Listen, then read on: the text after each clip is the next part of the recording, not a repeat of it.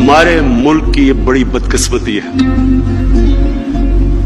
ایک طرز زندگی، ایک فلسفہ، ایک اللہ سے کنیکشن جس کا نام اسلام ہے، اور کس کا دین ہے؟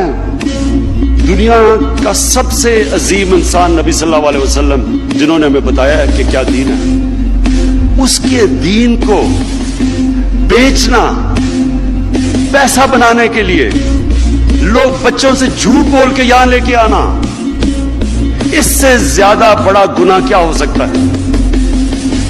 ایک آدمی جو اپنے آپ کو مولانا کہتا ہے، دین کے نام پہ سیاست کر رہا ہے، ڈیزل کے پرمٹ پہ بکنے والا،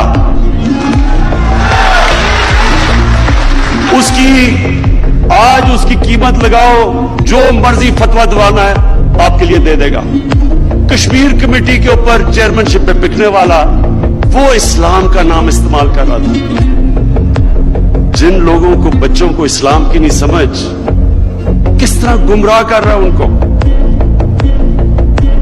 اس کا میں نے تو اس سے کیا انتقام لینا ہے؟ مجھے تو اس کی آخرت کی فکر ہے. میں دعا مانگتا ہوں اللہ سے کہ اس کو وہ سزا نہ دے جو اس کو ملے گی.